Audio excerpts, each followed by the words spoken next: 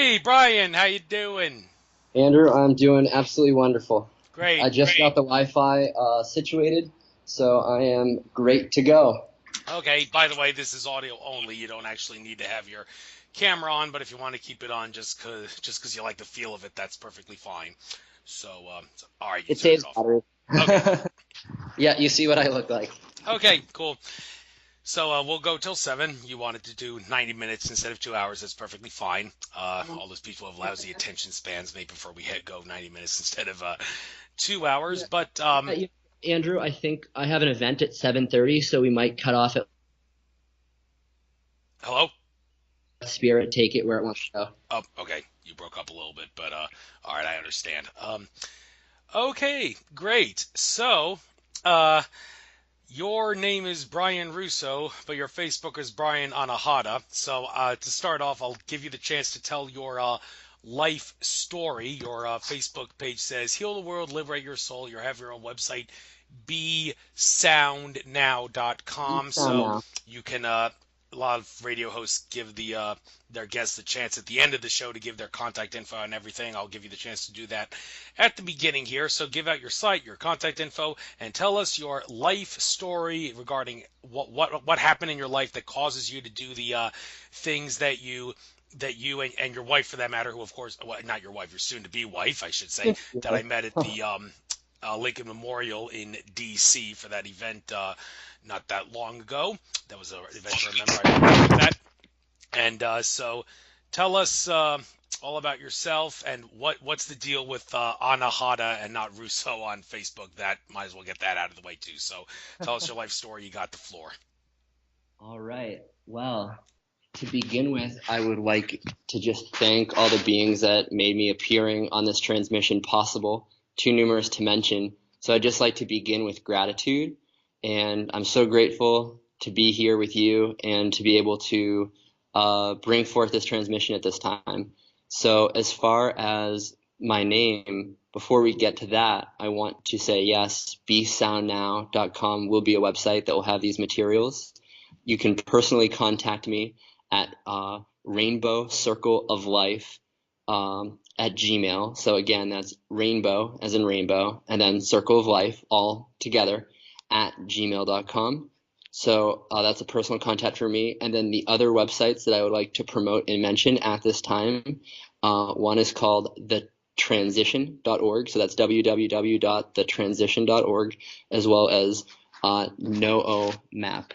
And as far as NOAA map is concerned, that's sort of the map of the collective consciousness that's re-identifying itself at that time. And as far as the transition is concerned, that's helping people to basically make that transition to the fifth dimension. Also probably relevant to mention at this time for the new O map that can be found rather easily, and the transition can both be spelled really easily. So new O map or NOO map is NOOMAP.info. And their vision is to inspire planetary self-organization, well-being, and creative freedom through synergistic co-creation. So, there's many ways I could go about talking about the story of me from any point. And I think the point we'll start off at is how I got my name, Anahata. So I went to go see Amma, and Amma, of course, is this great hugging guru, has hugged 35 million people or something. And I get a hug, it's great. And then they're like, "Do you want to become a disciple of Amma?" And I was like, "Sure, why not? Seems like a great lady, great avatar." So I end up saying to them, well, when I become a disciple, what do I need to do? And they said, "You need to pick a spiritual name." I said, my teacher, Altair, who's in Japan right now, but he's actually a New Zealander. He's been bugging me this whole time before. This is about 2 years ago. Pick your spiritual name, find it, remember it. And I just didn't. So it was also at this time in my life 2 years ago where I started to hear oto-acoustic emissions, which are basically the frequency sounds of the body and other parts of the person. So I told the disciples at the Amma event, "Hey, what's that sound that I'm picking up in my ears?" And they go, "Oh, that's the Anahata." And I'm like, "Are you sure? Because Anahata, that's the heart chakra." And they're like, "Yeah, it is, but on a deeper level, it's the unstruck sound. It's the sound before Om, also known as the Nada Brahma. So Brian Anahata then just becomes a fusion of those two names. But the end of the story is that after that whole thing happened and I got my name with Anahata, that whole thing, I forgot about it. And then 6 months later, Altair, my teacher, he Facebook messages me and he's like, kind of like a Morse code telegraph, your name is Anahata. And it's like, putting the hand up against the head and being like, oh, I forgot again. Yeah, of course, my name's Anahata. So I think, very much in the heart, pun intended, of what I'm doing and my purpose on this planet right now is very much rooted in just, for all the talking that I do and I'm going to do, is rooted just simply in the silent being and resonating people with that real silent stillness deep within themselves to help them on their path of realization. Awesome. And regarding your healing abilities, there's many different types that you can do regarding your services. Let's do them one by one here. So give everybody a take on how each one works. It's on your site, but hey, I gotta get this out on the show anyway. We're not gonna have much of a show here. Alchemy Crystal Singing Bowls Session. I see the 432 hertz magic number is there. So why don't you tell us what that is all about and how it works? Well, we've of course heard of different numbers being used in sacred geometry to denote certain things. And before I go into the crystal alchemy bowls, I just want to give my overall view of healing. And the view mostly has to do with resonance. So your bones, your heart, your mind, your thoughts, everything is in vibration. And this is something that's scientifically provable, although it becomes vague and difficult when you get into the specifics of it. But working with people into healing, to heal is to make whole.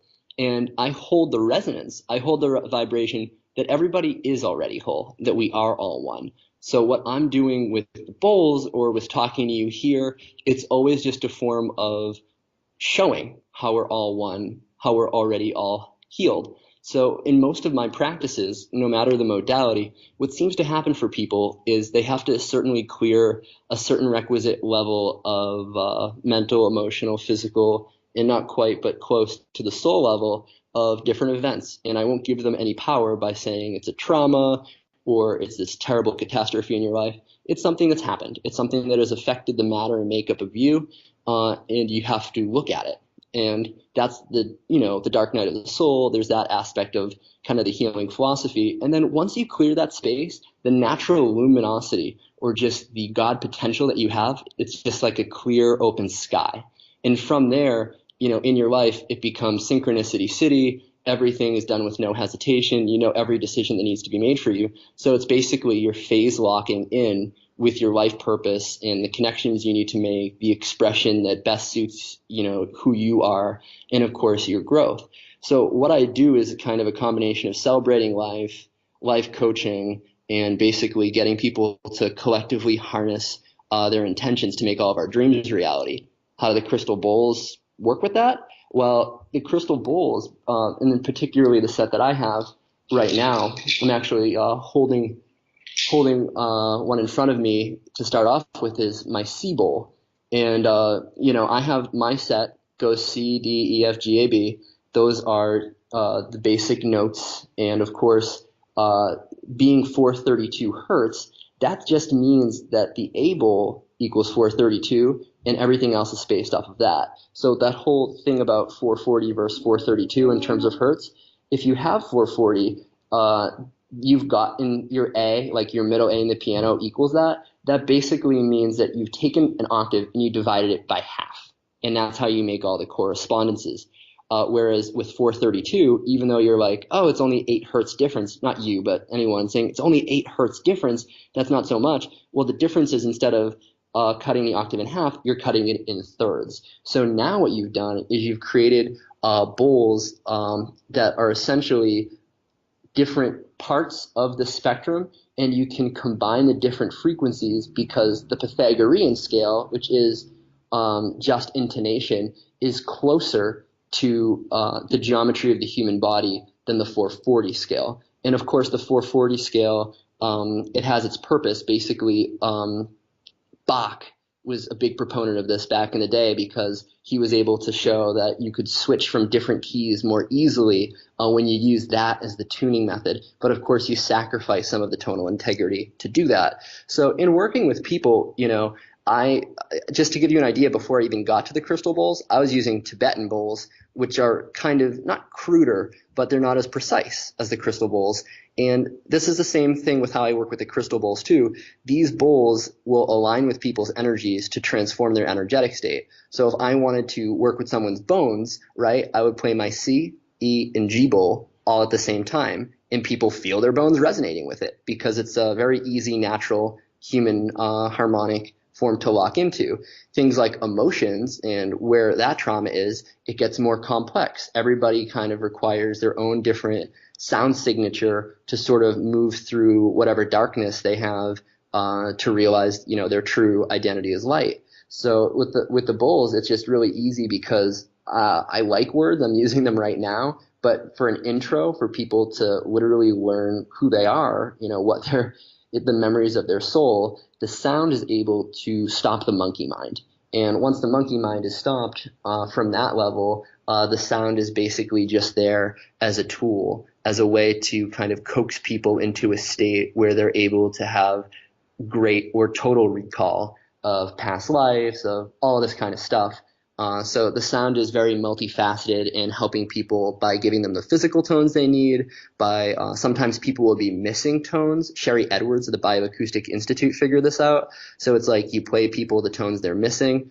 And I had one more point really about my Tibetan bowls, which is that I could, whether it's crystal or Tibetan, I would play the bowl, or a tuning fork for that matter, and with my hearing, I could pick out what was disturbing the crystal when it was played by a specific person. In other words, the bowl is a mirror. So energetically, it's always going to reflect what energy is being picked up by the person I'm playing it near. And of course, if I'm playing it not around a lot of people, it's kind of more difficult to parse it out.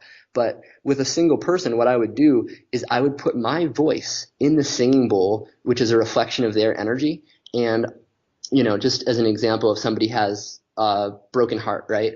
Quite metaphorical, but also they made it quite literal. So then what I would do is maybe I'd play the heart bowl once and I'd put my voice into it, and it would be very hard to create a stable frequency there. But maybe 8 or 9 times in, right, of listening to them, I'm able to create the frequency that is able to put their heart or their lungs back into a harmonic alignment based on that vocal entrainment with the voice and holding that resonance pattern for them.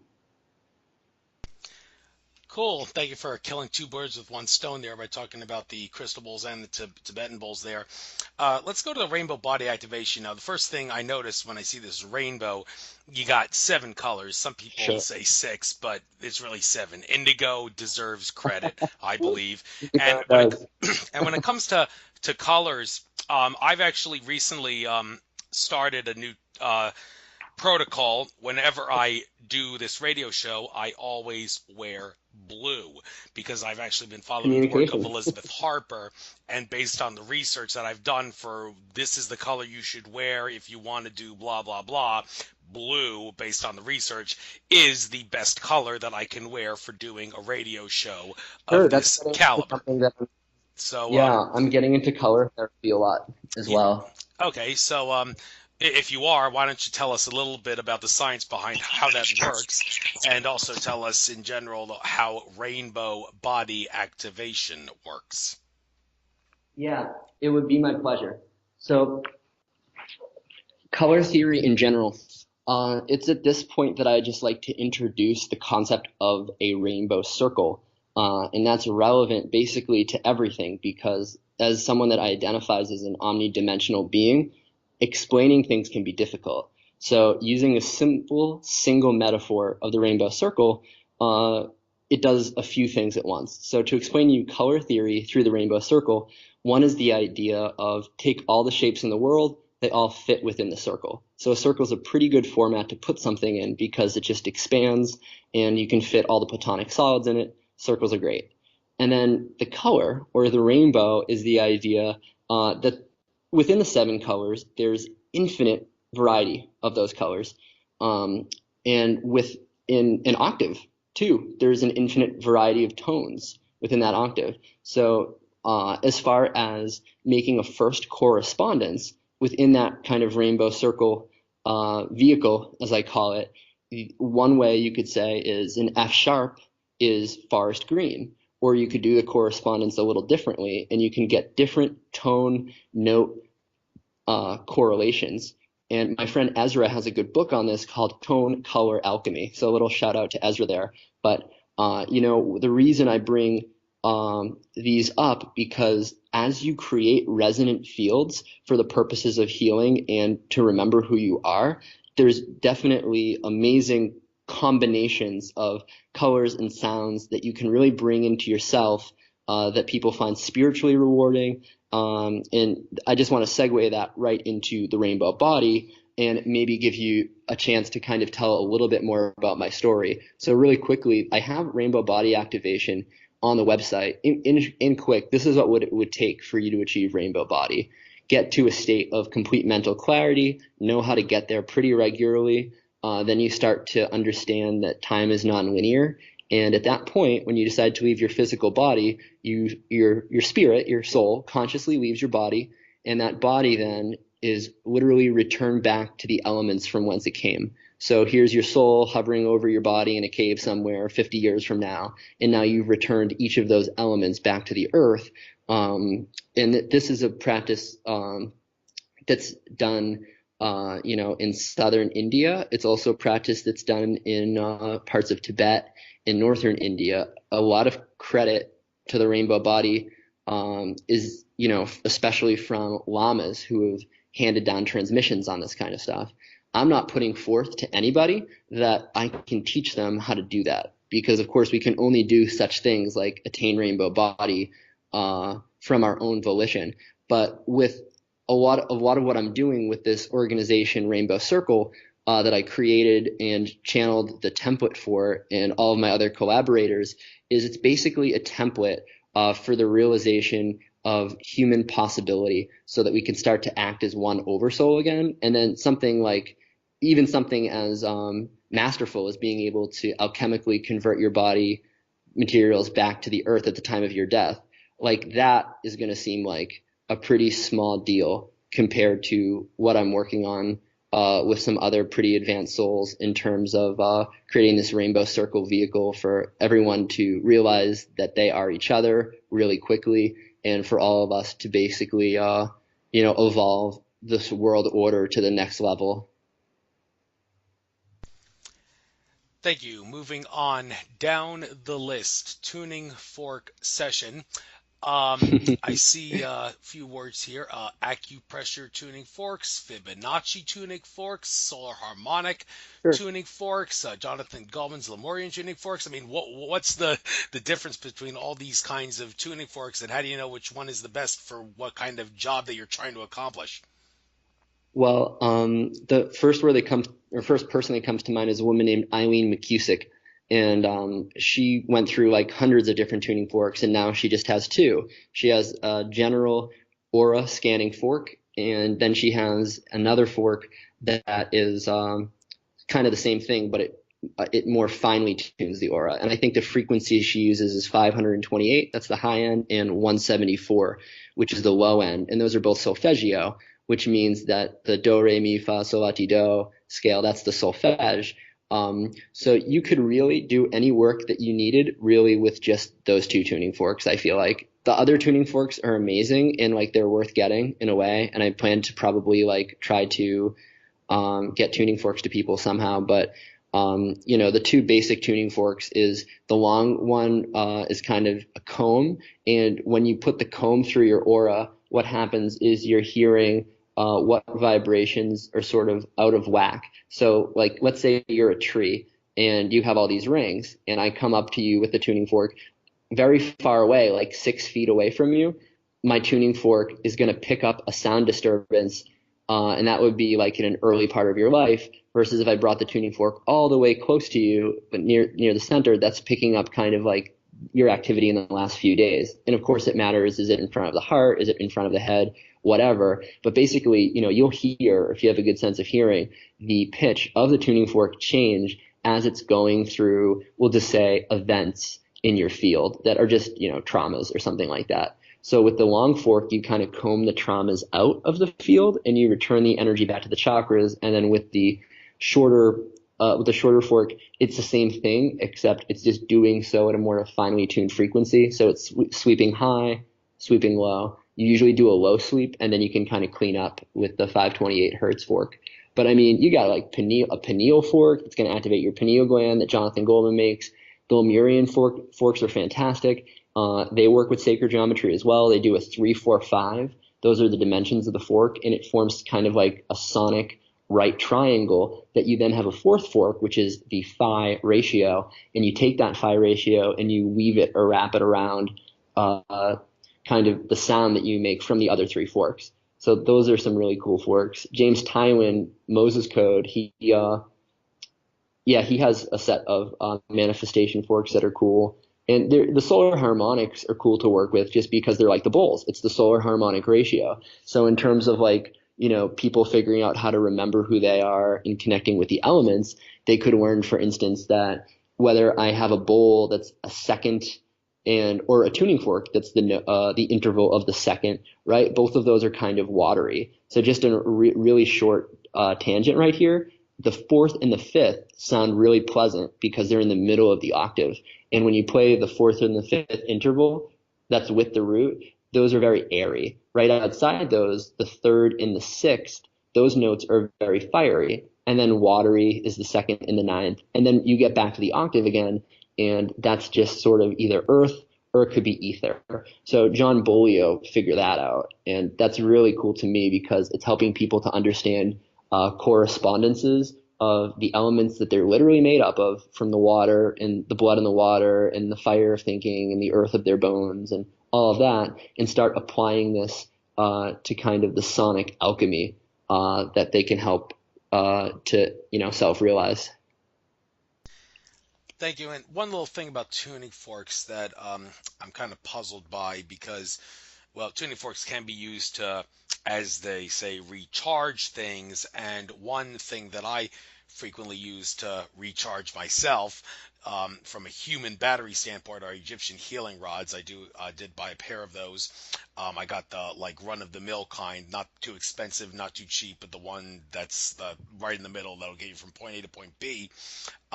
They're filled with crystals and all, and one's made of copper, one's made of zinc. You're supposed to hold them in your right hand and left hand respectively, and hold them a certain way and such. And there's ways you're supposed to stand like an Egyptian with the you heard walk like an Egyptian. Well, there's stand like an Egyptian with the left leg a little bit in front of the right leg when you're facing the sun. But it has been said that you might want to give your Egyptian healing rods a little bit of recharge, and I'm drawing a blank on which exact frequency it is, but it said that on the manual that came with the rods, use a tuning fork of this frequency to recharge them. Now, I'm kind of puzzled as to why you would use the same tuning fork for both rods, because even though both rods may contain the same kind of crystals inside them, one rod is made of zinc and the other one is made of copper. So to help make sense of this, do you have any idea as to why they would say you can use the same frequency tuning fork to recharge the Egyptian healing rods regardless of what the outer part of the rod is made of? Well, alchemically, if you look at copper and zinc, if you're using the same thing to recharge itself, I just say, go with intuition. It's like a minor thing or whatever it instructs. The easiest thing you can do in terms of like deciding how to recharge it, it's like recharging with itself, is just I listen to my heart and does it go forward or does it kind of withdraw? And it's like that tells me if I'm making whatever the decision is with my heart or not. Okay. By the way, we just had the full moon totality not that long ago. It was at I know it's five. 5:42 over Yeah. here. Well, actually, maybe. website sunrisesunset.com says 5:44 Eastern, but I don't really know exactly where they're getting their information. It seems to be a little different based on the source, but Yeah. let's hope the energies will stay with us. Good thing I'm not getting any migraines or ascension symptoms. That's a little bit of a relief. I sometimes do get those on solstices and equinoxes and full moons, but not today. But anyhow, let's go to the readings thing now. It says your readings help center you on your life path through tarot, runes, and ascended master oracle cards. Now, I'm a little runes. When I see runes, I think of Vikings. The Vikings used to carve Sure. runes in their rune stones. Is that related to this, or is this completely different? So going back to Rainbow Circle, what I envision with that is literally creating a vehicle where the correspondence of all esoteric and metaphysical symptoms, not metaphysical symptoms, metaphysical systems, they're all kind of easily understood in one system of correspondence. So that website is being redesigned, and I still do work with runes, but that kind of is just a taste of it. So the Ascended Master cards or the Tarot or the Tree of Life, all of these are just tools to get people to self-realization and to get right to, the center of this conversation, or where I start with people. It has nothing to do really. I mean, runes are kind of just one of those great things because it helps you make sense of your life, because each one has so many meanings that you have to really know how to read the ones next to that rune to get any kind of successful divination. But the Rainbow Circle, as I designed it, has different levels and different dimensions and different correspondences, and that's where it really begins. So I feel like this is where I want the conversation to go at this point, but like I would love to give you a little bit of background on me and my fiance and how the Rainbow Circle came into being. We Well, have space for that. go ahead. You have a lovely fiance. I really was impressed by the way she made the metaphysical aspects of that session at the Lincoln Memorial get all the more lovely when she was with those bowls, just like how there's a picture of you in front of some bowls on one of your sites as well. So you're kind of to do the same work she does, but yeah, she made it all the more enlightening and all the more spiritual with that. So go ahead, you Yeah, got the floor. Kaylee is absolutely wonderful, and I met Kaylee last June, and the circumstances of that are I was on a plane and I was writing a song that I just decided to call Rainbow Circle because I was using I guess you could call it song creation matrix. And the song creation matrix basically worked kind of like 11 different words, 111 different words, but each word was very much archetypical, kind of like the trump cards in the tarot, as well as other important ones. So it might go in the song matrix, let's see, communication, communion, union, one, love, communicating itself.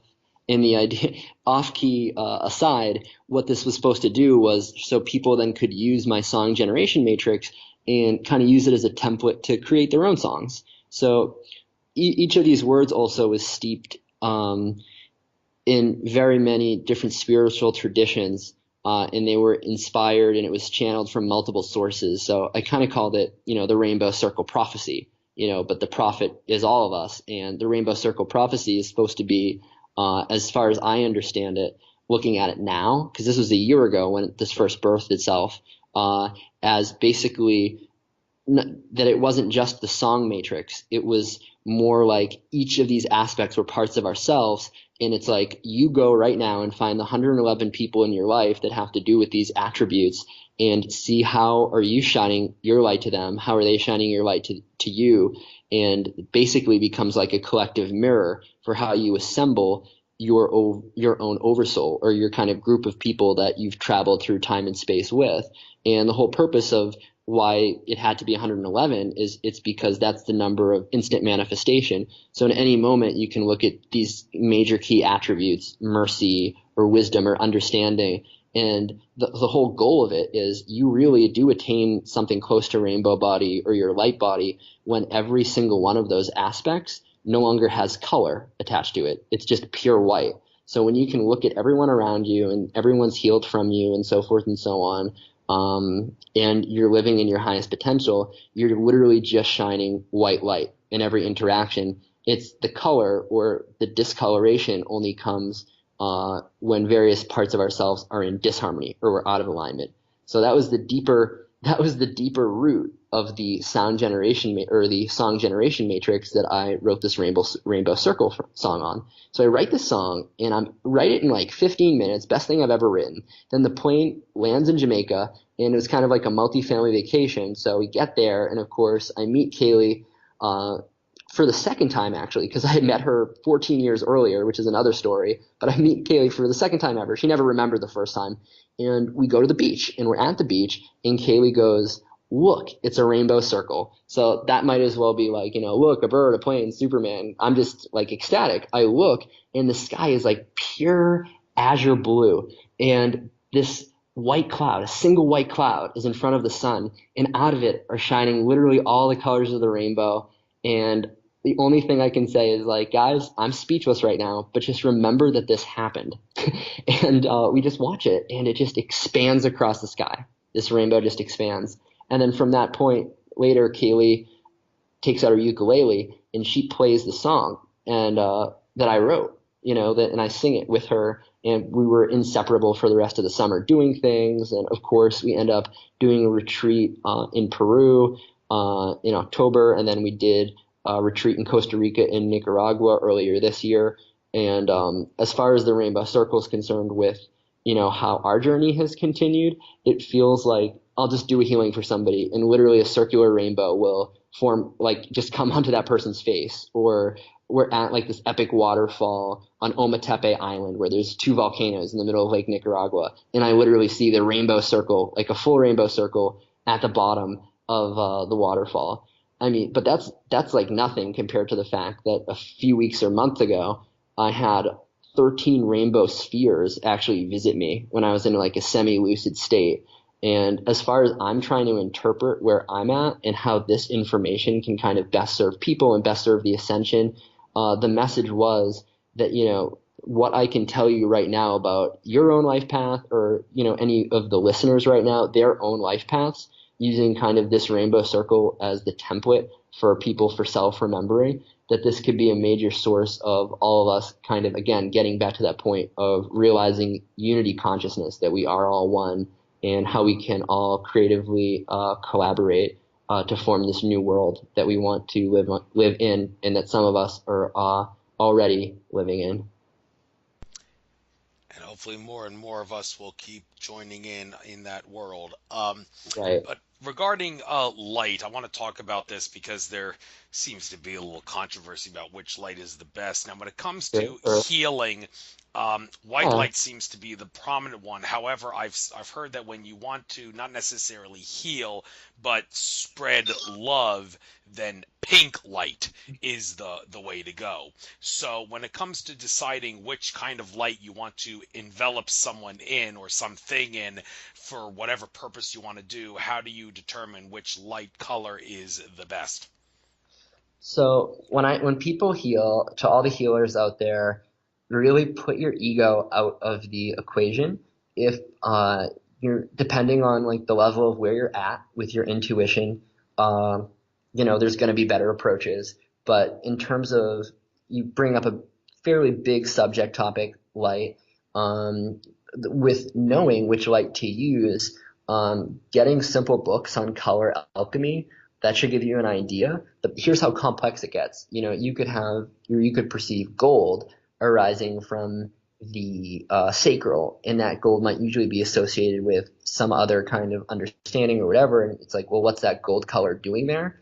And people can get confused by that. And another thing is too, it's like people get really simplistic about it and might think like, oh, I'll just use the color blue to heal the throat because like that's what the throat needs. Yeah, the rays, because these rays, the turquoise ray, the blue ray, the gold ray, the pink ray, they all exist.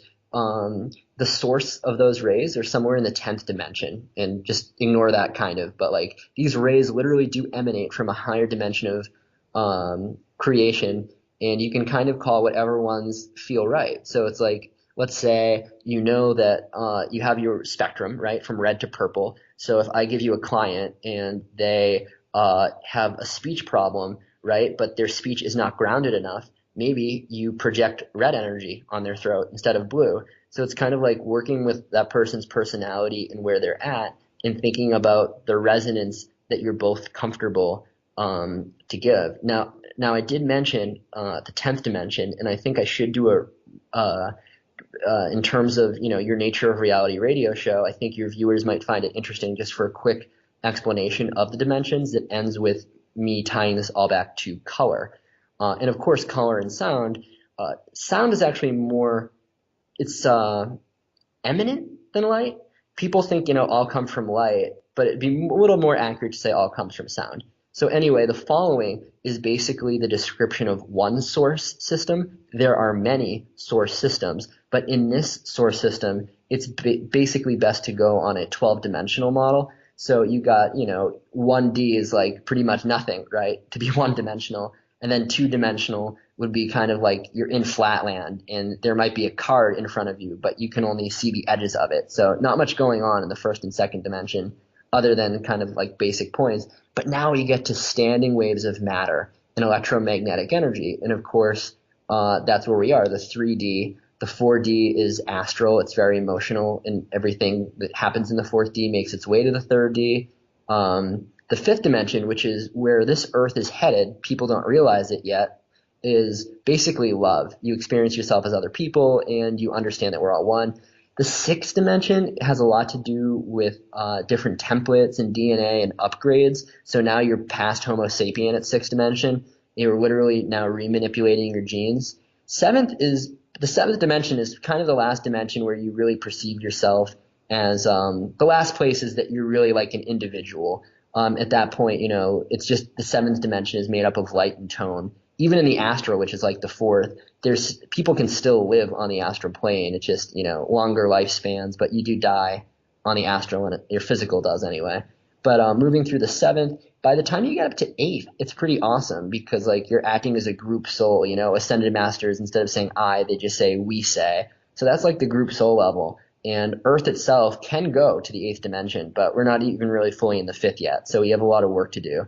And then the 9th dimension is like things that happen up there. You have like oversouls, or a group soul of planets, galaxies, and huge star systems. So that's really big. And then now we kind of get to kind of go back to you a little bit with your question about the source of color or color rays. So prime creator, the color of prime creator is white ray, but you can also pretty much call on a golden or golden white color of ray, and that will give you basically the highest amount of light energy other than just being in the sun. In terms of like an invocation you can do for yourself, I call on the golden ray, I call on the white ray. That's, the best bang for your buck in terms of getting the color in. But where I was at was I was talking about that 10th dimension, which is the source of the rays. A lot of kind of like the Elohim are up there.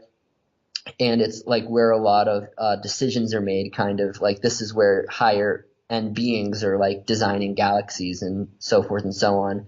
And then the 11th dimension, right before you hit the 12th, and the 12th, of course, is a place of absolute 0 point. The 11th dimension, right before you reach that point of the all is basically, I call it the realm of preformed light. And I've heard it described as a place of exquisite expectancy, like everything's just on the verge of becoming. And then those dimensions should give you a pretty good idea of how the formless filters down to form, or malkuth, to matter. But the 12th dimension, which for in this source system that we're describing, that of oneness, or the 0 point, is basically the mind of God, or this is where we really can't comprehend it. But my name Anahata is somewhere in that dimension, because the Ein Sof Or, Ein of course is nothing, because nothing is the first thing, if you can say that even, and then Ein Sof is basically boundless nothing. And then once you add the Ein Sof Or, which is of course Kabbalistic, then the Ein Sof Or becomes the infinite boundless light, which is prime creator, in essence, getting all the way down to our 3D world. Okay, and regarding what you said about Earth getting to the eighth dimension. Are you sure? Sure. Because I've heard Akashic Record reader Andrew Barks say, and Jim Self, when I interviewed him, he did confirm this, that Earth was in fact created as a seven-dimensional seed planet. Now, what's the significance of that? Yeah, Well, the that's significance of that, that's based on true. what I've heard, is that once you get to the seventh dimension, there is no more service to self behavior. It's strictly service to others. And Right, right, okay, right. so So like how can the Earth be eighth dimension if it was created as right. seventh dimensional seed? So it's like, hold on to your hats, cowboys. We're not even in the seventh dimension yet. So me, I consider myself, I'm like manipulating my genes and stuff like that. I'm somewhere in the sixth dimension, I would say. I mean, I've realized the fifth dimension. I want everyone else to see the fifth dimension, and that will make it more real, which those are quite the words there. Once people literally understand that they are one consciousness expressed through these different bodies, that their souls are actually, they're not even consciousness, they're a soul. And, you know, when you look at that, it's kind of like your consciousness is just a wave form that the soul is in to some extent and can control and is controlled by the limitations of the physical, mental, emotional forms that we're dealing with. So I just want to go back and say that you're absolutely right that Earth was designed as a seventh dimensional seed planet because the prime directive of that is to serve us. That's what serve is to serve us, because at the seventh dimensional level, and of course go back to the time 400,000 years ago where all our genes used to be activated for different types of sapiens, and you're getting these 20-foot people with like perfect intact DNA. Right now, with everything that's happened with Enki and just like the way this world has gone, we are in a lot of ways just extremely cut off from source. We're cut off from the fifth dimension, and now we're opening the fifth dimension again.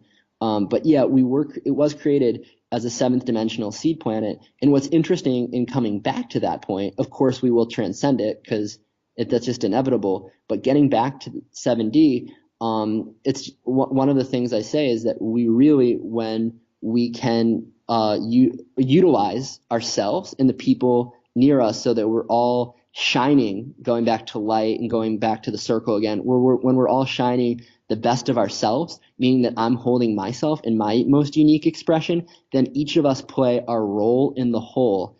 And that is the best way to kind of go forward for all of us to create a world where we can serve by doing what we love. So that's seventh. And then, of course, you know, we are a little bit of ways from the eighth. But I'm at a point right now where, because my rainbow circle prophecy of these 111 aspects, somebody called me up today and says, I've been working on your prophecy basically for 13 years. And I'll just say that one of the names I'll call her by is kind of like the assembler. And she's like, yep, I got it straight up channeled. Find the 111 people near me, see how we reflect each other's dreams, utilize each other to make all our dreams come true. And I was like, oh, great. You like download that from source too. That's awesome that we, you know, have the same priority here. And the plan is to kind of in Massachusetts set up a base where the 111 people that she already assembled, because basically this is the ground team. So, you know, talking about Robert Stanley was talking about Enki and like how are we going to save the world from itself and what are we going to do about all this?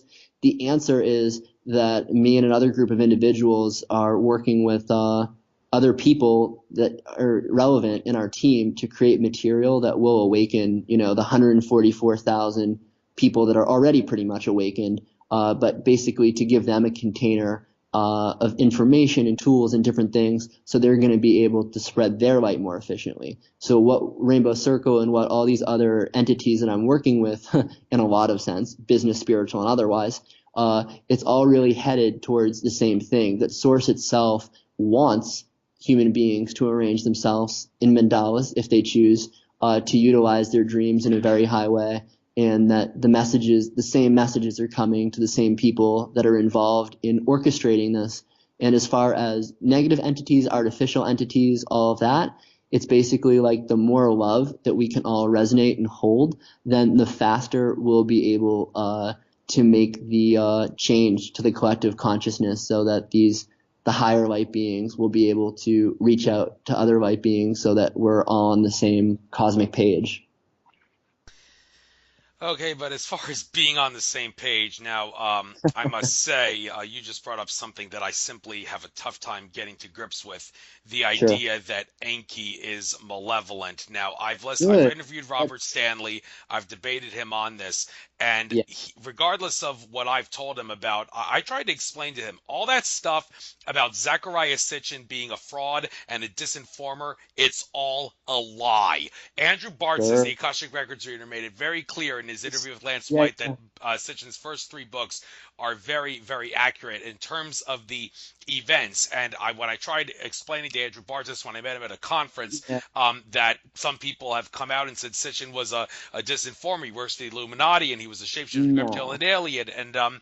Andrew Bartzis told me, no, no, no, no. Timeline Watchers implanted that in our reality in order to, well, among other things, discredit us and keep us from um, realizing that Sitchin was accurate. Now, my argument is if Andrew Bartzis says it, the Akashic Records say it. If the Akashic Records say it, it must be true. Therefore, it must be true that Sitchin's first three books are very accurate. Yeah, That or flies in the face of the yeah, idea that Enki is evil. So, where are you making the Andrew. assertion?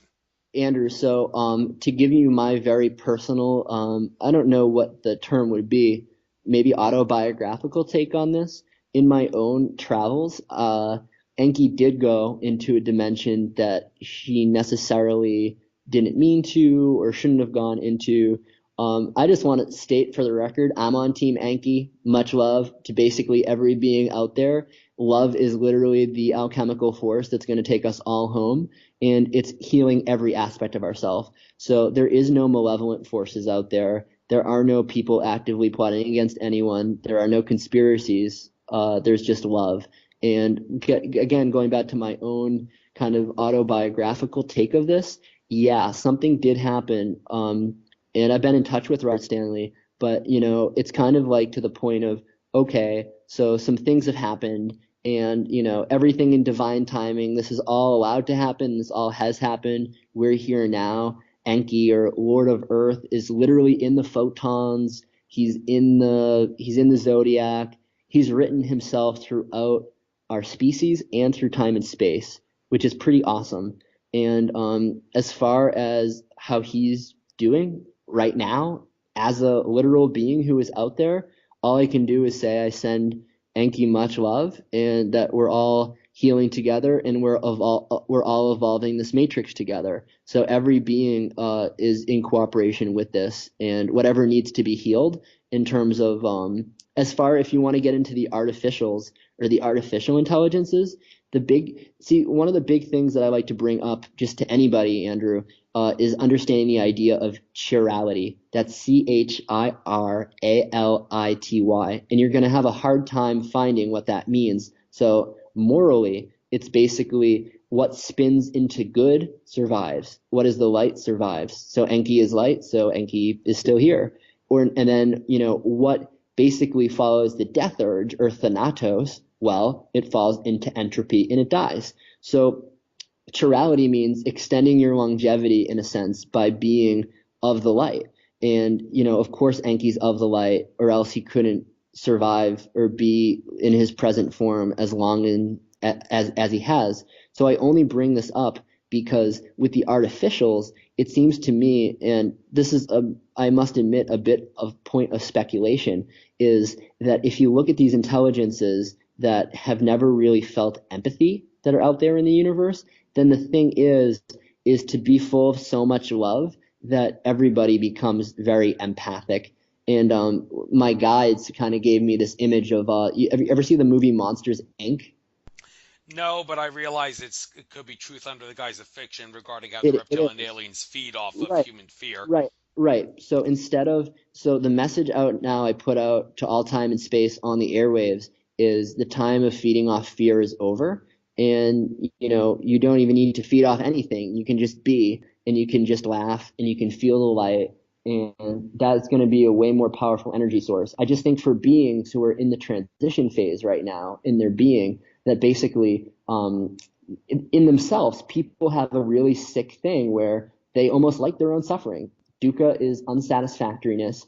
And to kind of perpetuate pity stories and self victimization, we easily fall prey to these limited narratives of who we pretend to be. And as far as, any being listening to this right now, I hope that in all of our stories, in our collective story as existing souls, that we can put forth a narrative where it's love that sustains us, and that this is the force that we can create and live from and as. Thank you.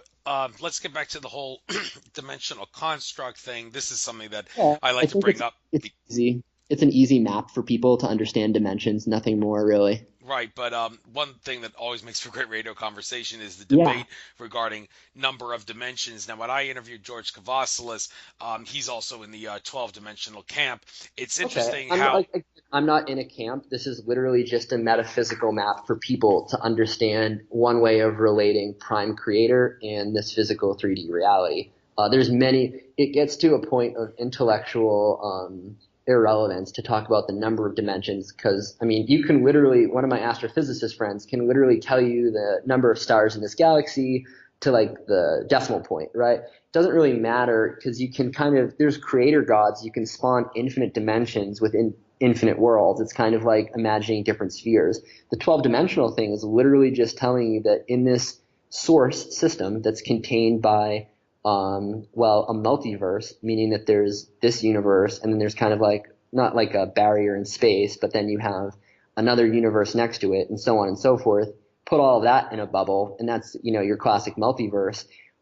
Even within that, you can talk about the dimensionality of that. So to kind of not to end the discussion on multi-dimensionality, I always like to go with omnidimensional, because you got omnipotent, omni is just kind of like Om. It's to be like myself, an omnidimensional being is you realize that facets of your awareness are literally in different spaces and different times.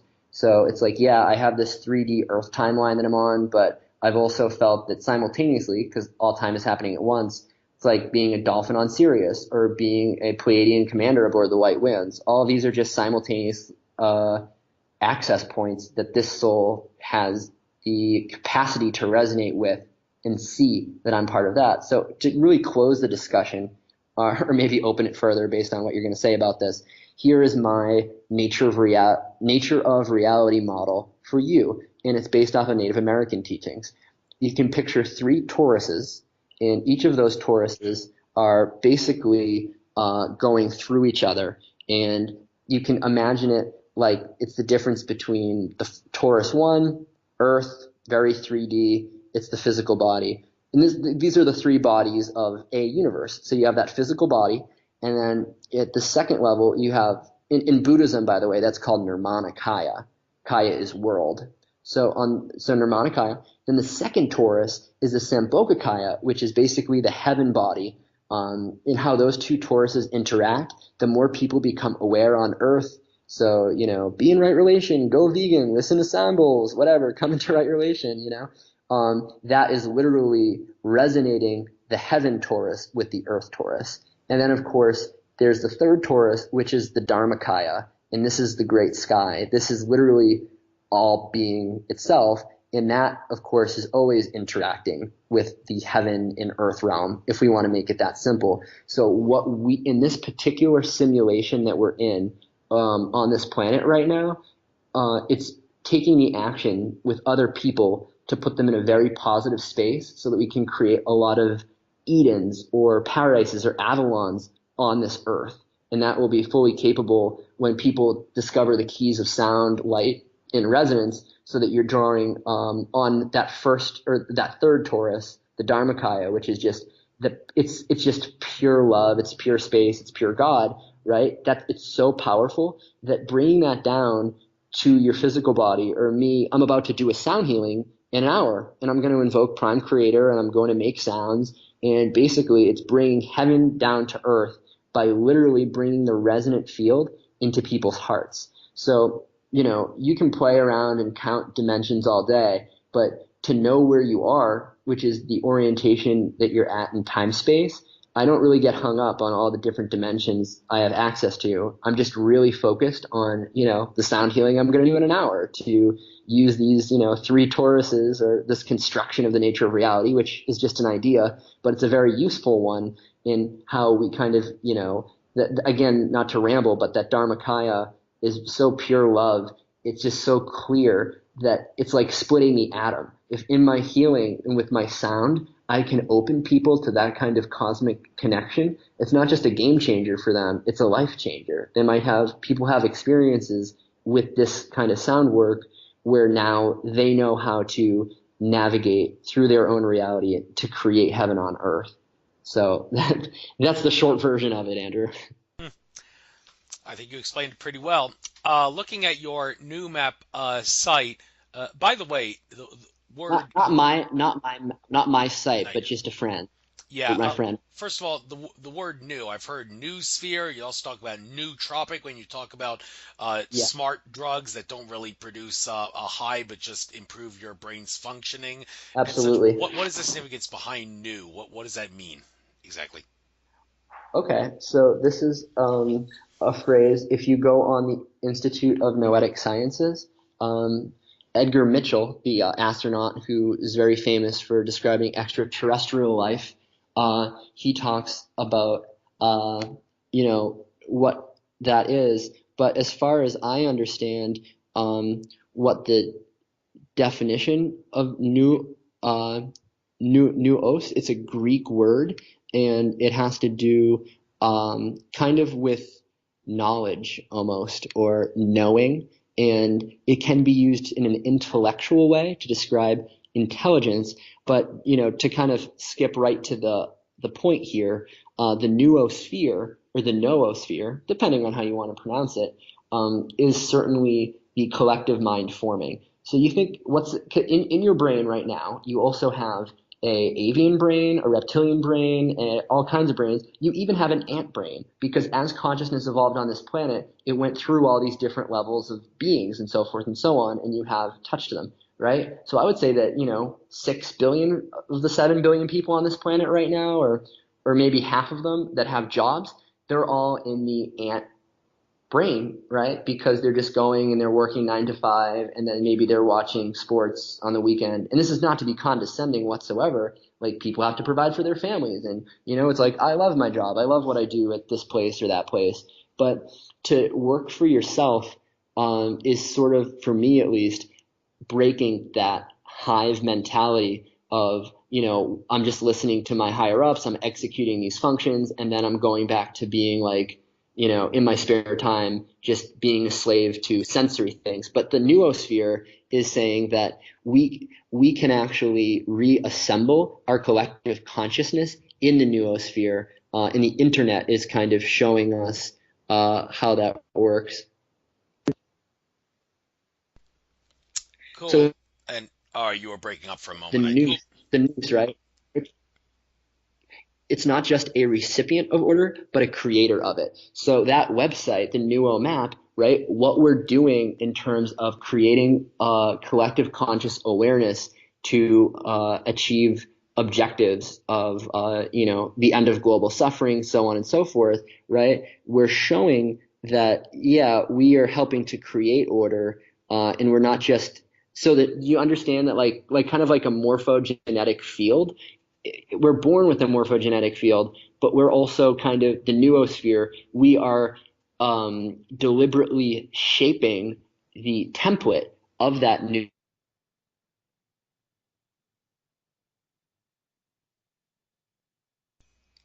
Hello?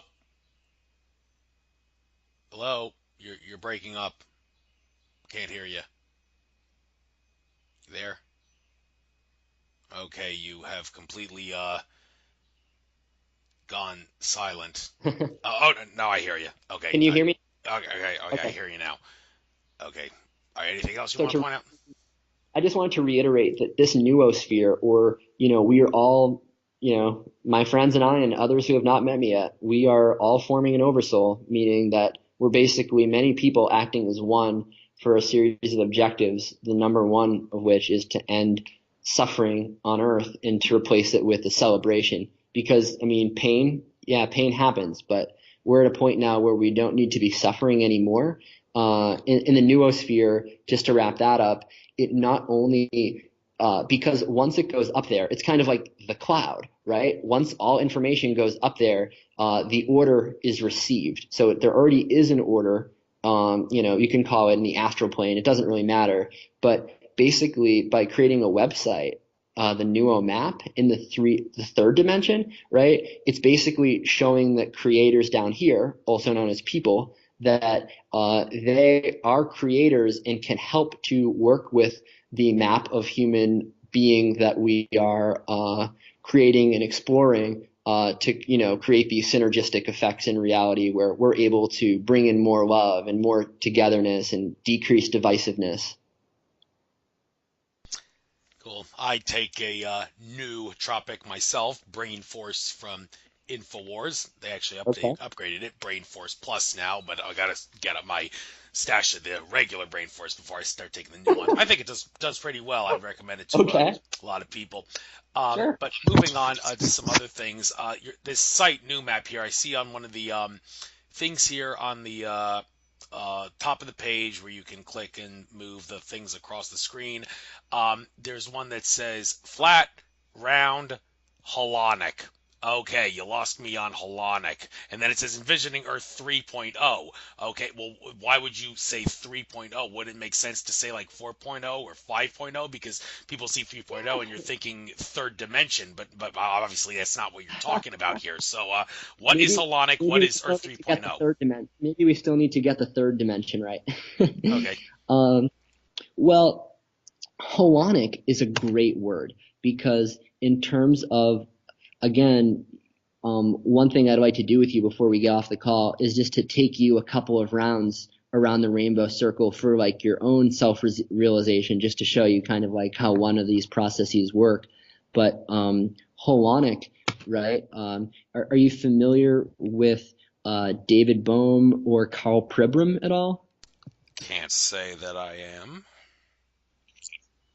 Sorry. So in one way, because earlier when we talked about dimensions, we were talking about how you move from this high realm of formlessness and eventually you get form. Well, what David Bohm, he's a physicist, he talked about how reality is holographic, and that without getting too much into the technical details, it was all about how, those Matryoshka dolls, the Russian stacking dolls? Yes.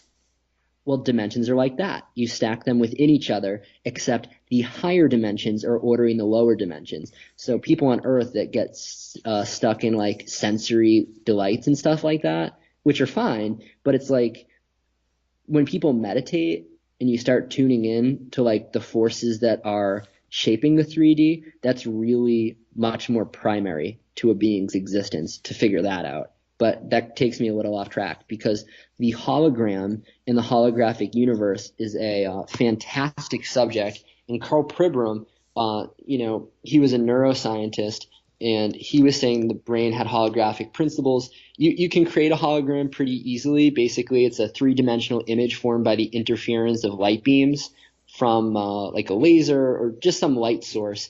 And the way you're bouncing the light off of certain mirrors, you have a reference beam and a direct beam. And what ends up happening is you encode information in the form of an object that the light has hit off of onto a kind of a plate. So Princess Leia, right? Hologram. If I shine a light underneath the holographic plate, I see Princess Leia. I can put my finger through that image and there's nothing there, right? But at the same time, you're able to see an image.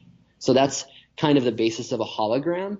And that's also the basis of sort of how the 3D reality works, except, if you usually can't put your finger through a singing bowl or a chair, but Andrew, if the molecules or the atoms were aligned precisely right, it wouldn't be inconceivable that you could. So right out the gate, in terms of a holographic reality, you begin to realize that everything's pretty empty and the way things hold form is very temporary.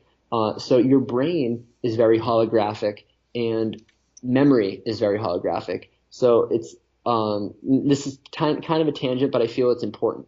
So if you have that holographic plate and you shine a light underneath it and there it is, your 3D Princess Leia. If I basically take out a knife and I cut away 99% of that, I still shine the light under that little piece of film and I still get a very vague vision of Princess Leia. So that's kind of the point of the hologram, is that the whole is contained in the part.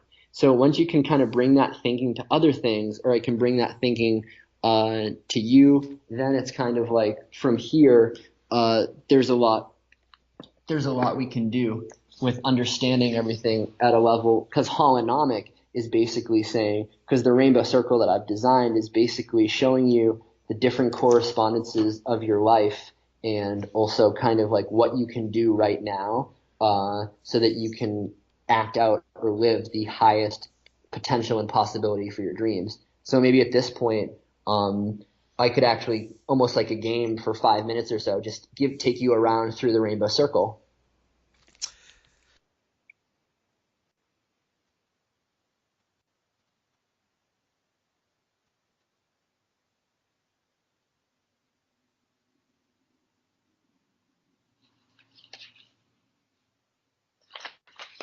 Sorry, I was on mute. I didn't realize it. Yeah, Yeah, by all means, yes. And by the way, anybody that wants to listen to this as an archive, they can use this exercise as well, right? absolutely. This is the Great. point.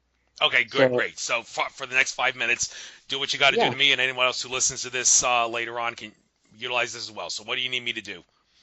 all right. So right now you can begin by just closing your eyes. And right now you're at the center of the circle. And at the center of the circle is right now. So in the circle, it's very simple. It's just you look out and you see a bunch of space around you, and it's pretty much light. So you have four directions to choose from, and you're already faced towards the first direction, which is north. And in the north is where you're going. If you look behind you, you're going to see where you've already been, but where you're not really looking back. So you have your front and you have your back. And then you have your left on your left side and your right on your right side. So going forth in the circle from now, looking towards your north, knowing that this is where your dream is crystallized or is crystallizing, what is a major dream that you have right now that you're seeing in front of you? Okay, you want me to talk now? Yeah, Okay, yeah, sorry, I had to unmute myself. Okay. So yeah. what am I dreaming now? Well, What is your main reality? what am I dreaming? Well, to be honest with you, I do dream that I will soon run into my dream girl, which psychics have told me I should run into in like late 2018, early Oh, 2019, and move in with her and start a family. And the Chinese zodiac suggests that tigers like me, born in 1986, maybe us will find our lovers at some point before the year is up, the year of the fire rooster is up. So I'm hoping that may actually come to fruition in the not too distant future. Yeah, that's the dream I'm beautiful. dreaming. So as far as the game works, you already got an introduction that this is like the medicine wheel, that your future is in front of you, your past is behind, and what you have to the east is kind of the creative energies, the thoughts that nourish the seed, and what you have left is everything that still needs to be burned away or obscured. So now we're going to move in the circle from this first circle onto the next level. And in the next level, it's basically the seven different chakras. But where we're going to is the second chakra. So now you're in a different room. And this room is sort of a really vibrant orange. And the setup is still pretty much the same. So now in the future, as you're looking in this, next room that we're in now, you're looking in the future, and is there any kind of physical characteristics or emotional characteristics that come to mind to describe this dream girl that's coming into your life?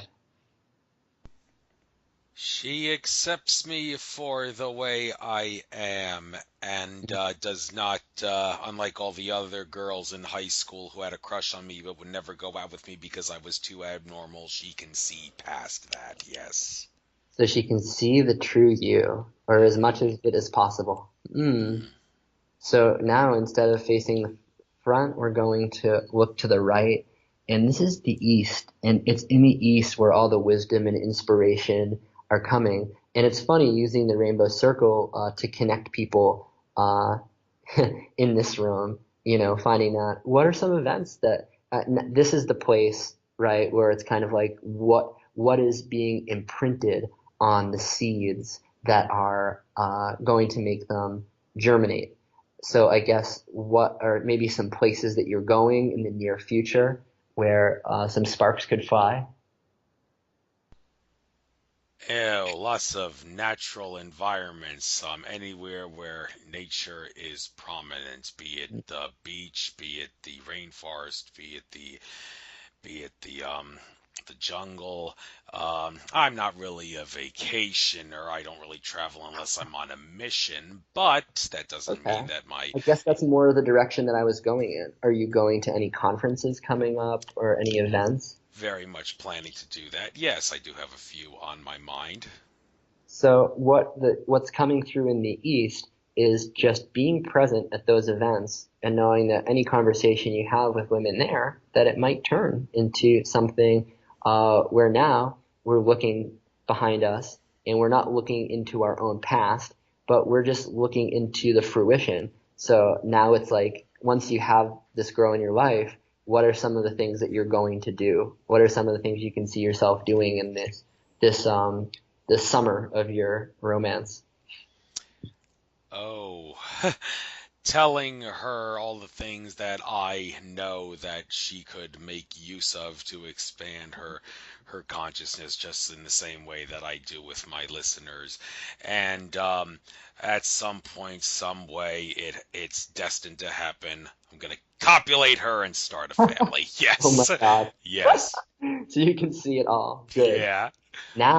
So now what we've done is we've gone through kind of the archetype of beginning from that sacral, sexy chakra of knowing that, of course, the spirit of the second of this room we're in right now, the sacral room, is all about receiving. And from the one, there was two. There was the male and the female. And of course, all the things that you want to express with her and experiencing the joys of family and everything like that is just kind of an expression of your divinity together and not only what you can do with your understanding, but the wisdom of acting it out in the real world. So really beautiful.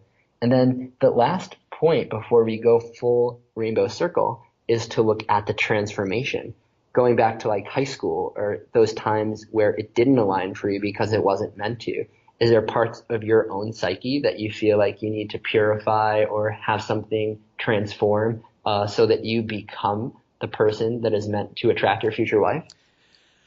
I really don't know if there is anything else that I need to do. I've had healings, I've had clearings, I've done tons of work. I mean, I know I realize that nothing is perfect and I can only move closer and closer and closer to perfection. But as far as things that need to be solved, no, I really can't think of anything. It's just kind of live life to the fullest, act like you understand that you got to get to give and you got to give to get, and Mm, try to be more service to others than service to self. And sooner or later, good. life will reward you, law of attraction style. Yes. Okay. Yeah, and I think that that's like, again, that's just a story, right? In leading you through the rainbow circle, which will now finish the rotation of going once around the circle, um, and just say, now that you have come back and you're looking at this woman in front of you, now what do you see? What's some more images or words that have kind of come to mind in terms of how you hold this person that's coming to you? She's all that and more. Yes. Doesn't have many flaws. She's got a lot of male energy in her, which resonates with me. It seems like a lot of girls out there think I have too much male energy with me, which kind of makes, I don't know, maybe throws them off a little bit, but this girl can tolerate it more. Of course, she's found her divine feminine as well, no question about that. But I found my divine feminine too, I've been told by people like Tracy Houghton, so hey, that's a Well, blessing. And yeah, I guess since we've pretty much come full circle, and the point of the exercise is to have a little bit more clarity about the resonant field that you are sending out right now to attract that being who's already here waiting for you to connect with her and making that connection happen. What came through for me is like looking in the north and how you hold, because that vision that you have, it's never a static vision. You know, you're holding this vision of like she's all that and more. And again, because we're in the sacral realm and we are forced always to put our own psyche in that direction of the north and look at our own psyche right in front of us. And I think for you, because everyone's a mirror for you, right? So if you've had people that have said that you seem to have too much of a masculine energy, the masculine energy can be very direct, and that's what I like about it. But as far as you incorporating the divine feminine aspect into your being, there were some comments that you made that have led me to then say now, like, don't have it so that, you know, other people have said my divine feminine's clear or so forth and so on. It's kind of like when you deeply sit with your heart, you know that you're the divine feminine and you know that it's cleared.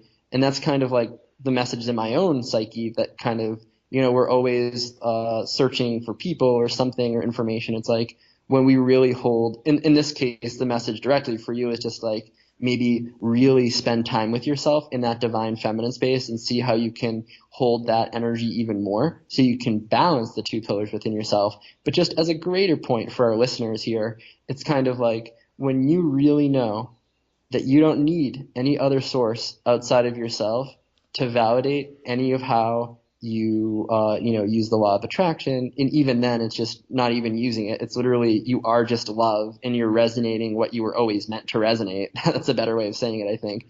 But you know, we are all our own vessel and we all have an amazing connection directly to prime creator and source. So I just would end kind of the rainbow circle or begin the rainbow circle with that, which is what we just did was a tool, or it was a gateway to kind of look at something that you wanted to bring into your life to make your dream happier and beautiful. Not saying that it's not right now. It's because that's the kind of thing with the rainbow. It's like right now you're already over the rainbow and it's just about deepening that. So then we can kind of really live most of our lives at that point when we're truly over the rainbow. Does that make sense? It does indeed. And of course, the rainbow, it's an illusion in a sense that you can't really touch it. The idea that you'll find a pot of gold at the rainbow, at the end of the rainbow, well, there is no end of the rainbow. It's a place that's impossible to reach because the rainbow is an illusion, but Then how still. did Andrew, then how did I reach there? Well, I guess, well, how do we make sense of this? Metaphysically. How do we make sense of this paradox that a rainbow is, in a sense, an illusion regarding that you can't really be at approach a place, but yet it Well, yeah. I don't know.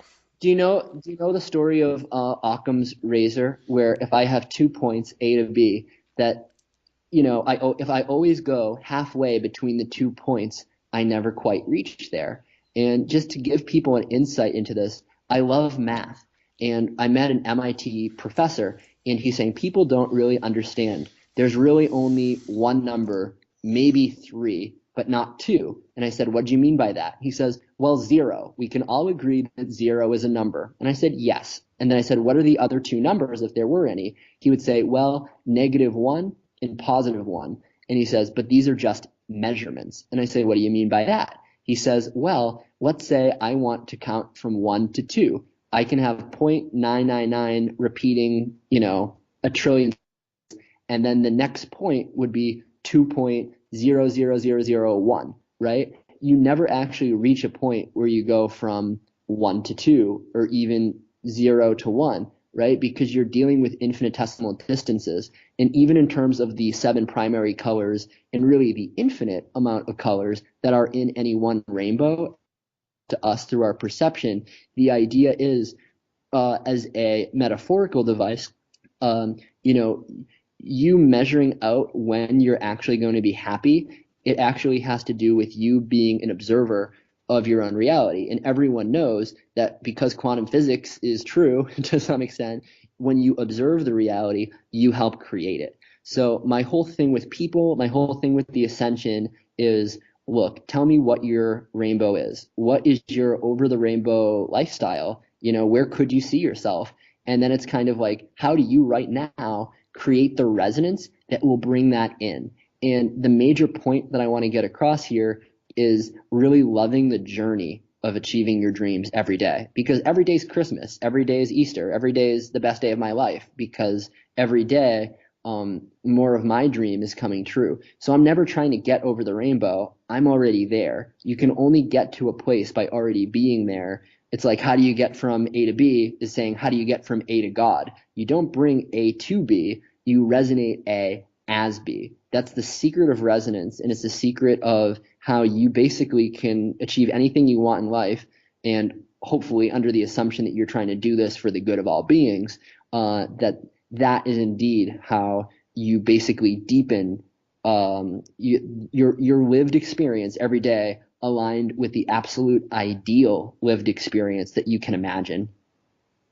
You see how the two are kind of on opposite sides of the rainbow, but they're meeting each other. And the bridge is every thought, word, and action that is of your being, because everything that I do is basically trying to achieve what I have set into motion without too much attachment to the outcome, because every moment of the process is itself just another beautiful facet of the journey.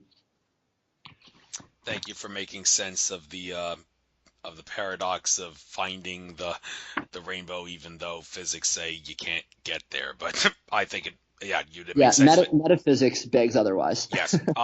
Also, regarding quantum physics, I think we might as well maybe end the show on this. Maybe a couple more questions.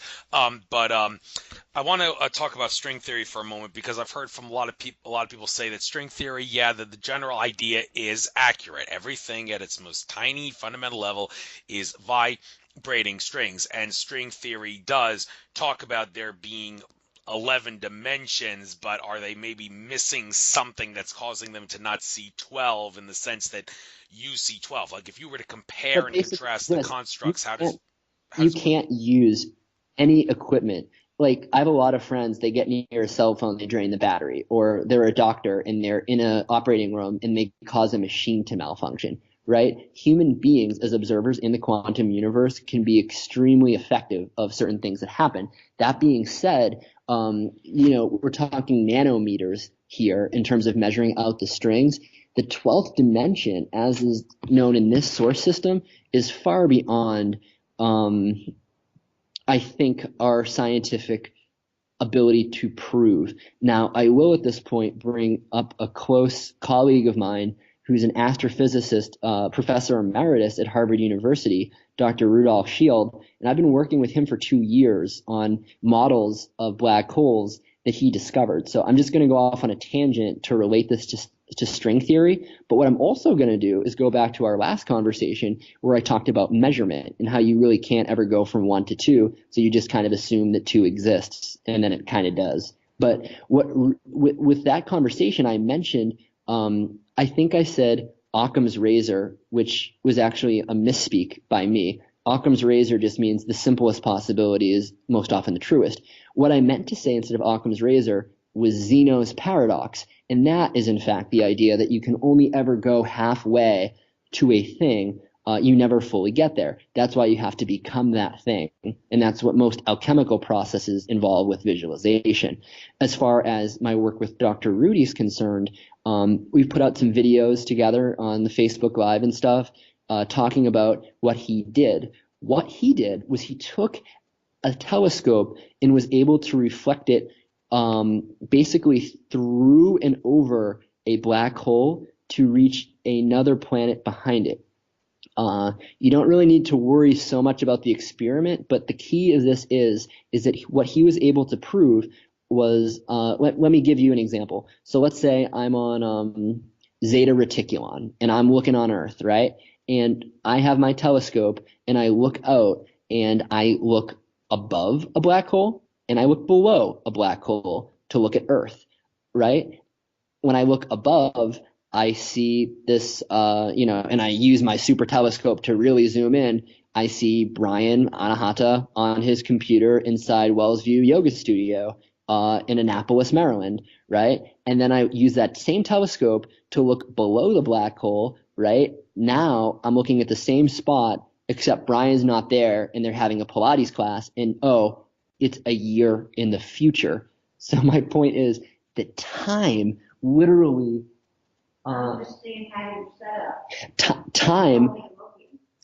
time literally, when you look through space, you're literally looking through time. So that's kind of time-space curvature. And the whole thing with Zeno's paradox is, once you understand the nature of how mikos, or magnetic, eternally collapsing objects, work, then you're not even really going to think about string theory, because this is much closer to reality as it is. So picture this, right? You're at the edge of a miko, or a black hole, and you're looking in, and what you're seeing is, let's say you actually like dive into this, or you throw in a quarter, right? And you're looking at this quarter at the edge of the black hole, and your whole life, 100 human years, you're looking at this quarter spiral into the black hole. Well, it almost looks like it reaches the center from your perspective. Now, if you're on Earth and you're looking at this person throwing the quarter into the black hole, the quarter looks like it hardly moves at all. It looks like it just goes an inch. So basically what's happening is the infall of matter at the event horizon of a black hole, it is being sucked in, but by the time it's going to reach the center, it never really reaches it.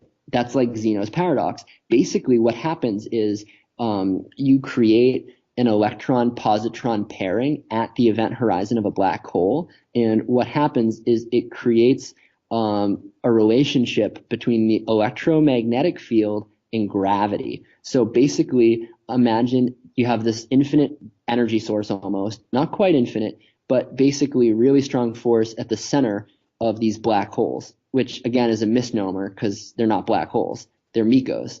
And the reason it's called a magnetically eternal collapsing object is because all of the infall, meaning the matter that has passed the event horizon, is going towards the center of it.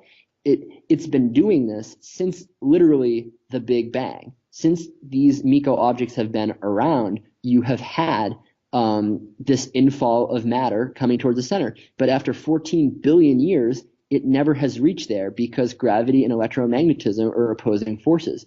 So all of basically these are the receptacles of the Akashic records. I mean, everything constantly exists everywhere throughout space-time, but in terms of what these black holes at the center of every galaxy do, they basically, kind of like water goes through the hydrologic cycle. By the time the water, which has been imbued with all of our pollutants and toxins and stuff, gets condensed and it goes back into the sky, and then maybe it reforms at the top of a mountain as meltwater, it's had its memory erased. So these are kind of like these black holes are sort of like the great quantum computers of these galaxies. And all of the infall, meaning the matter that's going to the center of it that never reaches, that's literally the storage drive, because the matter doesn't reach the center. It's literally contained. So Stephen Hawking got this wrong. He said that all matter that entered the black hole was destroyed, versus what Dr. Shield is saying, that no, all the matter is infinitely conserved. And we work, the Noetic Institute, which was run by the former Edgar Mitchell, who is friends with Dr. Rudy, he was basically telling everyone, we can start working with the resonant fields related to the black hole, certain frequencies and stuff, and we can start calling, our light being family down to earth. So with this technology, the technologies that we are able to now form from our knowledge of black holes, both, hard tech and also spiritual tech, that's sort of like the next part of the conversation. But just to kind of stop you there, that's sort of a very brief idea of how black holes, store the memory and also act as kind of cosmic wheels of creation that set an energetic presence that enables all life as we know it to exist. Thank you for making sense of that. Now, a couple of things you pointed out there. I'm I don't know if we really have time to talk about this because I know you got a thing to go to, but Stephen Hawking, he would say, well, I kind of buried my own theory when I said that the amount of universes that have black holes is canceled out by those that don't, but some people say, well, he's Well, just that's throwing. the same argument as particles versus antiparticles, right? There's Yeah, 2 million more particles and antiparticles. So who dropped the zero in that cosmic equation to make it balance out so that we have life as we know it? Because we wouldn't have everything if they all canceled out. right. And also, you said black hole, the center of the galaxy. Some people say, no, there's a galactic central sun at the There center of the is. galaxy. There is a galactic core, and people can pray to it. It's basically, I'd also like to plug the work of Don Estes. He has a book called Harmonic Law, and his metaphysical map would take you 2 tables and literally all human knowledge condensed into a single chart to kind of get into that and the nature of the galactic core. But basically, even like this mantra of saying like, Om, what does it go? Om, Hrim, Sum, Suryaya, Namaha. That's a sun mantra where you can literally use our sun as a portal to connect with central sun to download light codes into your cells. And that brings up probably a lot of questions, but yes, there is a central sun. And as far as we know, this multiverse, the central galaxies and the central hubs and their energy is like really high vibrational. Like my soul right now, being in this physical body for as long as it has, probably couldn't stand that much light. If you talk to like other light beings that talk about going to the central sun, you just have to be a remarkably evolved and literally enlightened being to be able to, again, create the frequency so that your soul can then, your literal awareness can either feel or see in those higher dimensions. So it requires a good deal of practice. Yes, and practice can't make perfect because nothing's perfect, but you can keep getting closer and closer and closer to it. And And yes, that's understanding something too about perfection, which I talk to people a lot. If you look at the golden ratio and you look at a sunflower, that Fibonacci sequence that creates the golden ratio, you see it in the sunflower. And this is kind of the point with understanding the octave in music too, to go full circle with sound. In the octave, the Pythagorean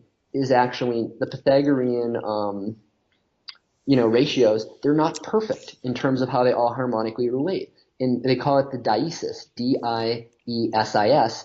And it's like, you can't really form perfect music or you really can't form perfect anything. And the whole thing with the sunflower was kind of like it starts off with, 8 petals around the main, then it goes to 13, then it goes to 21. And these are all beautiful sacred geometries, but at some point, the sunflower doesn't grow forever.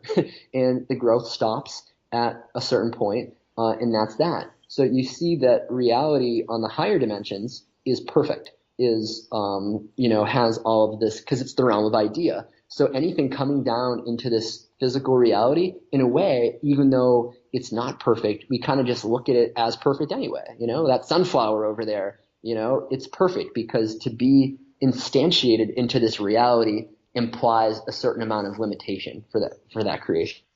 Does that make sense? I would say that it makes as best sense as I could There's make of always it. But there's don't always worry about your difficulties understanding the there's nature of always room for reality. Mine are still greater.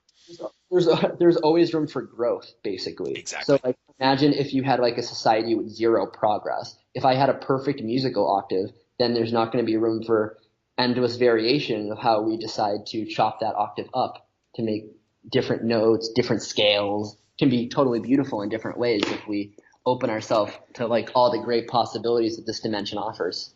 Right. Okay, so Yeah. I do wish you the best of luck now with whatever it is you got to do at 7:30, and that is your future wife that's near you right now. Is that who was No, talking? no. I'm No. sorry. Uh, no, basically in the healing center right now, so Oh, people will okay. start to trickle in. But That if was we have okay. time for maybe questions from any listeners, before we Well, begin. actually, unfortunately, I'm kind of a stray radio host in distress. I cannot do shows with listeners listening and calling in and all because, well, One, Capricorn Radio shut down unexpectedly, and Edward James Feiger, he disappeared, and ever since he reappeared, he's not responding to me or a few other people. So, yeah, I'm kind of like I'm forced to do Skype to Skype pre-records now, and then uploading them all as right. Yeah. archives. So Here's an hopefully idea. someday someone will hire me on some other radio Yes. platform. That would be great if that could happen someday, because I'd So, love to have an audience. I thought we would close just playing you some crystal bowls and some sweet sounds and just an affirmation of your dream, and everybody who listens to this, may these sounds sound forth in their souls, bringing them harmony and balance in the knowing that we can all achieve our dreams together by shining the best of ourselves through each other and the world in every moment.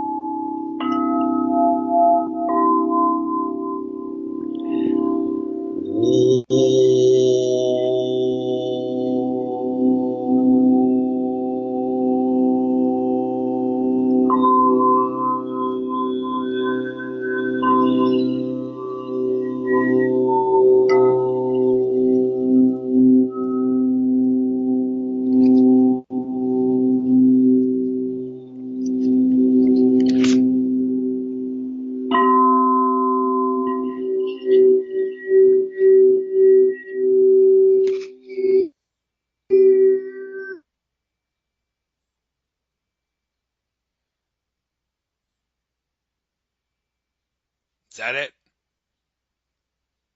I can't hear you. Okay, I don't know if your Skype is dead, but I can't hear you anymore. So I guess I'm going to presume that this is the point where we'll bring this show to an end. It was great having you on, even though we couldn't go Yeah. to. Oh yeah, you're there. There you are. Okay, so you are there. Okay, yeah, I see you. Yeah. So Well, I have one more sound for people.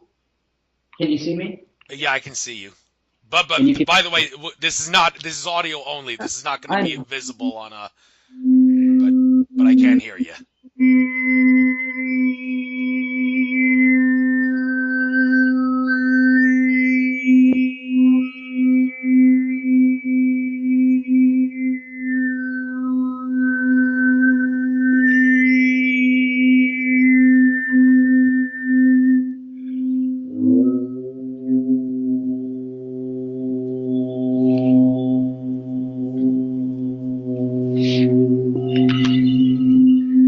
Sending out this vibration that we all achieve our dreams together as one. We all shine forth the best of ourselves through each other and through the world. And through the beauty of our soul, we weave into being this great dream.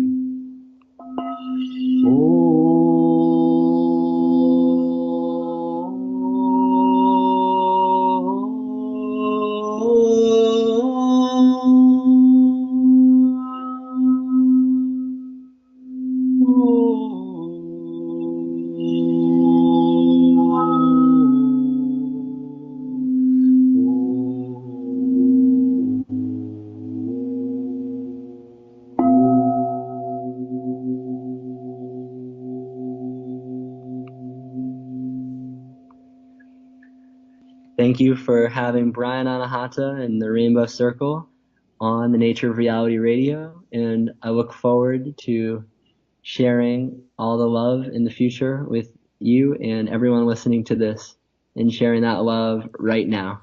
You're very welcome. Namaste. Enjoy the rest of your full moon night. Take care. Namaste. Happy full moon. Bye bye. Bye-bye.